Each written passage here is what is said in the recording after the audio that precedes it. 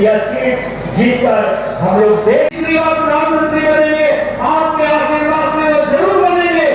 लेकिन विषय ये है कि मोदी जी ने भारत की राजनीति की संस्कृति, चाल चरित्र, परिभाषा, रंग ढंग, सोचने का तरीका और लोगों के विकास के साथ जोड़ने का काम किया, तो आदरणीय मोदी जी ने किया है। इस बात को हमको ध्यान रखना है।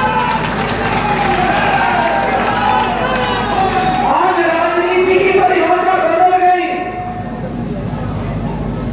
70 साल कांग्रेस के राज में हमने जाति की राजनीति की, हमने इलाके की राजनीति की, हमने धर्म की राजनीति की, भाई को भाई से लड़ाया, जाति को जाति से लड़ाई, अगले को पिछड़े से लड़ाया, पिछड़े को अगले से लड़ाया, मैदान को पहाड़ से लड़ाया, पहाड़ को मैदान से लड़ाया, नदी के इस पार और उस पार के बीच का झगड़ा पैदा किया।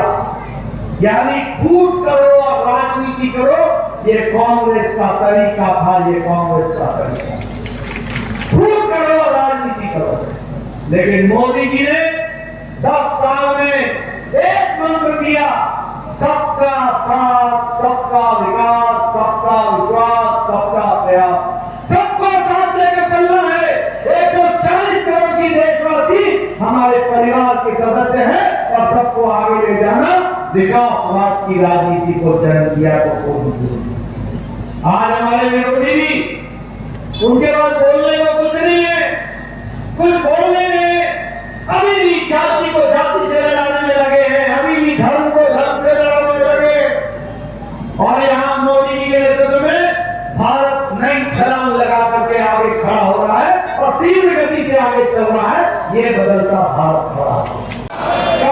बटन दबाएंगे ना और हमारे श्रवण गौर जी को चुनाव जिताएंगे ना, जिताएंगे। लखनऊ में भेज करके उत्तर प्रदेश की पूरी ताकत से इलाके का विकास कराएंगे ना, बुद्धि का विकास कराएंगे ना। मेरे साथ नारा बोलिए, फिर एक बार, फिर एक बार, फिर एक बार, अब की बार, अब की बार, अब की बार।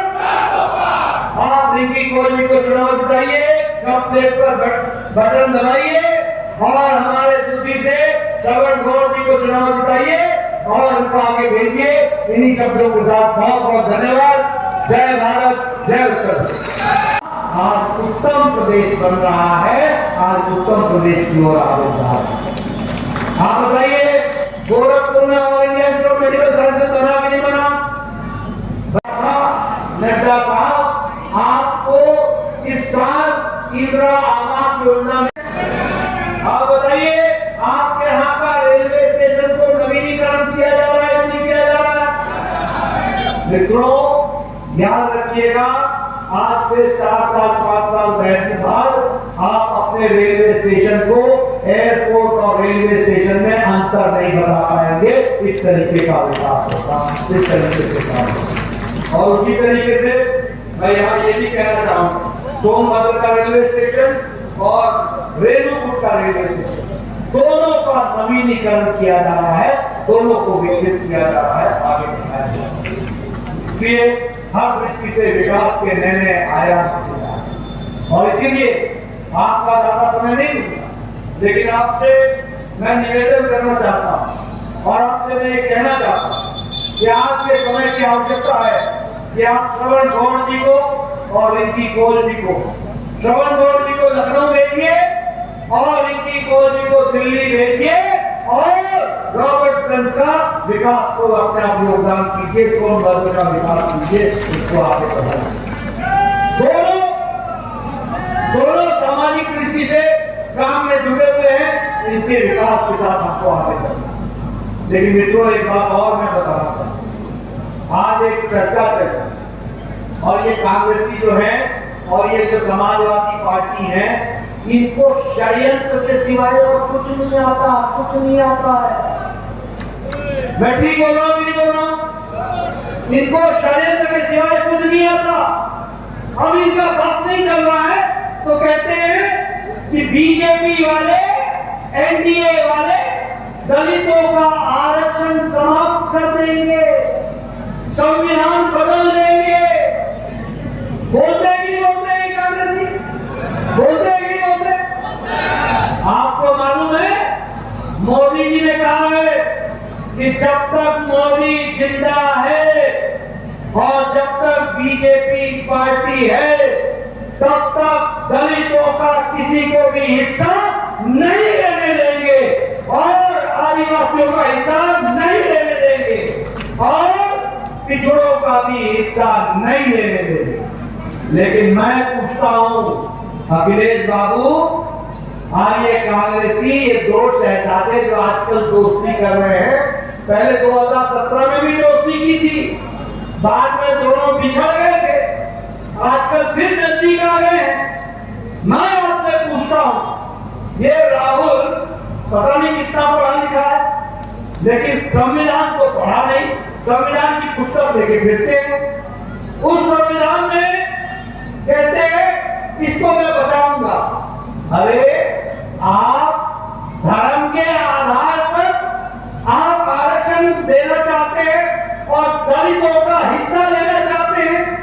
आप आरक्षण मोदी जी का डिजिटल का सपना क्या होगा? बोलते थे नहीं बोलते थे, बताओ बोलते थे नहीं बोलते थे? यहाँ डिजिटल क्या करेगा उनको मालूम नहीं था, मोदी जी को मालूम था। भारत का सामर्थ आज एक सब्जी वाला भी डिजिटल पेमेंट लेता है, डिजिटल ट्रांजैक्शन करता है, ये बदलता था। ये इंटरनेट का फर्क है। बोला आज सब्जी वाला डिजिटल यूपीआई पेमेंट लेता है कि नहीं लेता है? डिजिटल पेमेंट करता है कि नहीं करता है? भारत डिजिटल हो गया कि नहीं हो गया? ये आयुष्मान भारत 55-50 करोड़ लोग, 10 करोड़ 74 लाख परिवार, दुनिया का सबसे बड़ा स्वास्थ्य का कार्यक्रम हेल्थ कवरेज। और गरीब लोग कौन है? रिक्शा वाला, ठेला वाला, रेडी वाला, सब्जी वाला, बस का ड्राइवर, बस का कंडक्टर, बस का क्लीनर, ट्रक का ड्राइवर, ट्रक का conductor, cleaner, lift man, security man, hotel में काम करने वाला वेटर, सलून में बाल काटने वाला बार्बर, कूड़ेदान से प्लास्टिक इकट्ठा करने वाला, ऐसे गरीब लोगों को मोदी जी ने 5 लाख रुपए का गंभीर बीमारी से लड़ने के लिए हर साल उनकी व्यवस्था की है, 5 लाख रुपए की व्यवस्था की। और मैं ये भी बताना चाहूंगा ये सब डिजिटल है, कैशलेस। 50 करोड़ लोगों के साथ 365 करोड़ लोग। जरा जोर से बोलो भैया, भारत बदला है कि नहीं बदला है? अब एक खुशखबरी और सुना दूं आपको। आपने रिंकी कोल जी को चुनाव जिता के भेजना, मोदी जी प्रधानमंत्री बनेंगे। इस देश का कोई भी माता, कोई भी बहन, कोई भी बुजुर्ग और कोई भी आने वाले समय में जो बुजुर्ग होंगे जिनकी उम्र 70 साल से ऊपर की हो जाएगी, किसी भी जाति की, किसी भी धर्म की, किसी भी इलाके की और किसी भी आमदनी के, अमीर हो या गरीब, सबको मोदी जी की तरफ से 5 लाख रुपए सालाना का गंभीर बीमारी से लड़ने का आयुष्मान कार्ड मिलेगा। 5 लाख का कार्ड। यहां इंश्योरेंस कंपनी भी हमारे इंश्योरेंस कंपनी भी, आप याद रखिएगा कि वह भी 70 साल के बाद इंश्योरेंस देना बंद कर देते हैं। और मोदी जी इस देश का कोई भी 70 साल से ऊपर का व्यक्ति होगा उसको 5 लाख रुपए का साल का हेल्थ कवर देंगे। और इसीलिए मैं आपसे निवेदन करने आया हूं कि आप रिंकी कौल जी को और हमारे दूसरी विधानसभा के भाजपा के प्रत्याशी श्रवण गौंड जी को चुनाव जिता करके उनको ताकत देंगे और उनको आगे बढ़ाएंगे। मैं यहाँ ये भी बताना चाहता हूँ कि दूसरी विधानसभा की तो बात कर रहा हूँ, लेकिन एक बात और याद रखिएगा, प्रधानमंत्री आवास योजना, मैं 1993 में अध्यक्ष एमएलए बन गया था। इतना ही नहीं, ये सब भ्रष्टाचारी पार्टी है, सब भ्रष्टाचारी पार्टी, सब भ्रष्टाचारी पार्टी।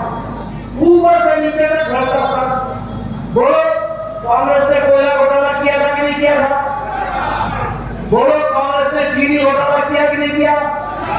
चावल घोटाला किया कि नहीं किया? 2G 3G का घोटाला किया कि नहीं किया? कॉमनवेल्थ गेम्स का घोटाला किया कि नहीं किया? पनडुब्बी का घोटाला किया कि नहीं किया? हेलीकॉप्टर का घोटाला किया कि नहीं किया? आप बताओ, अखिलेश ने गोमती रिवर फ्रंट का घोटाला किया कि नहीं किया? लैपटॉप का घोटाला किया कि नहीं किया? और इसके साथ साथ अनाज का घोटाला किया कि नहीं किया? आप बताओ, लालू चारा खा गया कि नहीं खा गया? लालू और कचरा खा गया कि नहीं खा गया? लालू नौकरी, जमीन के बदले नौकरी खा गया कि नहीं खा गया? नहीं, नौकरी के बदले जमीन खा गया कि नहीं खा गया? आप बताओ कि कविता केसीआर ने शराब का घोटाला किया कि नहीं किया? अरविंद केजरीवाल ने शराब का घोटाला किया कि नहीं किया? आप बताओ, दवाई का घोटाला किया कि नहीं किया? और ये ममता ने टीचर भर्ती घोटाला किया कि नहीं किया? आप बताइए, ये डीएमके ने बालू घोटाला किया कि नहीं किया? ये सारे घोटाले बाद ये भ्रष्टाचारी बचाओ मुहिम में लगे और मोदी जी ने कहा है भ्रष्टाचार हटाओ, ये बोलते हैं भ्रष्टाचार बचाओ। ऐसे लोगों को आगे आने दोगे क्या? आने दोगे क्या? इनकी जगह कहां है? कहां है इनकी जगह? कहां है इनकी जगह? आप बताओ, राहुल गांधी बेल पर, सोनिया गांधी बेल पर, चिदम्बरम बेल पर, कार्तिक चिदम्बरम बेल पर, लालू यादव बेल पर, 1 तारीख तक केजरीवाल बेल पर, और आप देखिए मनीष सिसोदिया जेल में, डीएमके के मंत्री जेल में, टीएमसी के मंत्री जेल में, आजम खान जेल में, ये सारे जेल और बेल में है कि नहीं है? ऐसे भ्रष्टाचारियों को आगे आने दोगे क्या? आने दोगे क्या? मित्रों, याद रखो, एक तरफ राम विरोधी, सनातन विरोधी, राष्ट्र विरोधी ताकतें हैं और एक तरफ राष्ट्र समर्थक, देश समर्थक, समाज के लिए मर मिटने वाले और समाज को आगे ले जाने वाले मोदी जी के नेतृत्व में 140 करोड़ परिवार की चिंता करने वाले वो भारतीय जनता पार्टी और एनडीए की सरकार है। इसलिए मैं आपसे निवेदन करना चाहता हूं, अपना जाति हम पीड़ित, शोषित, दलित, युवा, किसान, महिला, इनको अगर ताकत मिली है तो मोदी जी के कार्यक्रमों के कारण ताकत मिली, मोदी जी के कारण ताकत। मेरे पहले सब लोगों ने बताया होगा, बताओ आपके गांव में पक्की सड़क पहुंच रही है कि नहीं पहुंच रही है? पहुंची है कि नहीं पहुंची है? सड़कों का काम चल रहा है कि नहीं चल रहा है? हाईवे बन रहे हैं कि नहीं बन रहे हैं? बन रहे, जोर से बोलो भैया, काम हुआ है कि नहीं हुआ है? हुआ है कि नहीं हुआ है? आपके गांव में वाईफाई पहुंचा कि नहीं पहुंचा? कॉमन सर्विस सेंटर पहुंचा कि नहीं पहुंचा? डिजिटल इंडिया हुआ कि नहीं हुआ? आज 2 लाख गांव में ऑप्टिकल फाइबर बिछाया गया, 2 लाख पंचायतों में, और 2 लाख गांव में कॉमन सर्विस सेंटर खोला गया। मैं याद दिलाना चाहता हूं, विधानसभा से हमारे शरण गांव जी को जिताइए, रिंकी कौर जी को जिताइए। आने वाले समय में अब आपके आवास में, सबके आवास में, नोट कर लेना मेरी बात, प्रधानमंत्री मोदी जी देश को 3 करोड़ नए प्रधानमंत्री आवास देने वाले हैं, 3 करोड़ देने वाले हैं। और एक बात और सुन लीजिएगा, सभी की बिजली, प्रधानमंत्री आवास योजना ही नहीं, आप सबके लिए, आपने रिंकी कौर जी को जिताना, श्रवण कौर जी को जिताना, आपकी बिजली का बिल आने वाले समय में 0 हो जाएगा, 0 हो जाएगा। और कैसे होगा? वो होगा प्रधानमंत्री सूर्य हर घर मुफ्त बिजली योजना। हर घर को सौर ऊर्जा लगेगी, हर घर के छत पर सौर ऊर्जा लगेगी, सरकार की तरफ से सौर ऊर्जा, और उस ऊर्जा से जो बिजली पैदा होगी उससे घर का खर्च चलेगा बिजली का, और जो बिजली आपसे बच जाएगी वह बिजली सरकार खरीद लेगी और आपको आमदनी का जरिया हो जाएगा। ये विकास का काम करेगी। प्रधानमंत्री जी ने उज्ज्वला योजना में गैस दिया। अब गैस का सिलेंडर नहीं, आने वाले समय में गैस, सस्ती गैस पाइप से आपके घर में पहुंचेगी, पाइप से आपके घर में। ये परिवर्तन, ये विकास, ये काम कर रहा है। और इसीलिए मैं आपसे निवेदन करने आया हूं कि उधर के लोग तुष्टीकरण करते हैं और मोदी जी लोगों का संतुष्टीकरण करते हैं। संतुष्टीकरण, वो लोगों को बांटते हैं, लोगों को बांट करके राज करते हैं और वोट बैंक की राजनीति खड़ा करते हैं। और मोदी जी सबका साथ, सबका विकास, सबका विश्वास, सबका प्रयास। आप बताइए, आज 50,000 किलोमीटर से ज्यादा नेशनल हाईवे बन गए। 50,000 किलोमीटर पिछले 7 सालों 8 सालों के 50,000। बोलो, आपके यूपी में हाईवे बन रहे हैं कि नहीं बन रहे हैं? बन रहे हैं कि नहीं बन रहे? एलिवेटेड रोड बन रहा है कि नहीं बन रहा है? ओवरब्रिज बन रहा है कि नहीं बन रहा है?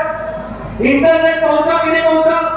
रेलवे में उत्तर प्रदेश में 19 गुना आपका बजट मोदी जी ने बढ़ा दिया। आपका बजट 3 गुना, जो टैक्स से पैसा आता है उसको 3 गुना, 3.5 गुना बढ़ा दिया।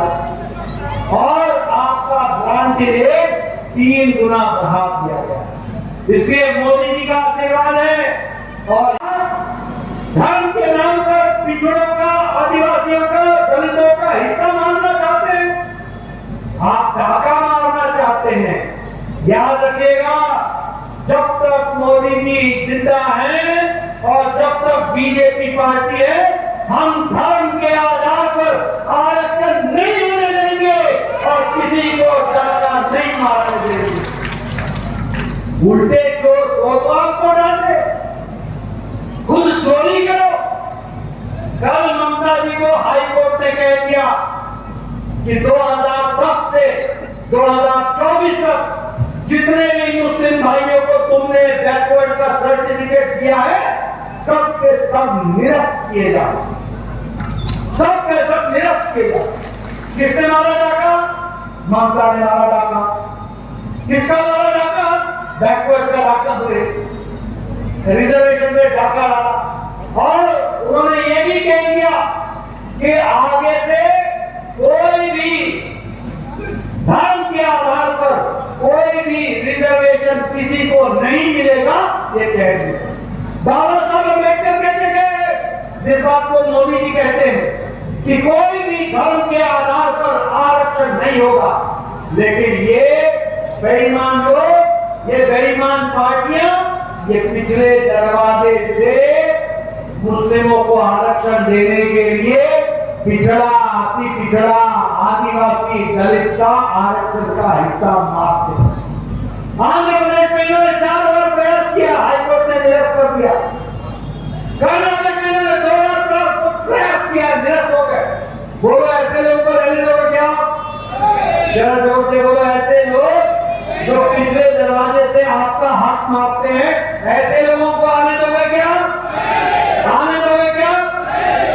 मित्रों, ये इस तरीके की और अपना दल के नेता और उत्तर प्रदेश सरकार में मंत्री श्री आशीष सिंह पटेल जी, हमारे यहाँ से प्रत्याशी बहन और अन्य क्रांतिकारी नेताओं ने जिन्होंने अपना सर्वस्व लगाया, उनको भी मैं नमन करते हुए अपनी बात को प्रारंभ करता हूं।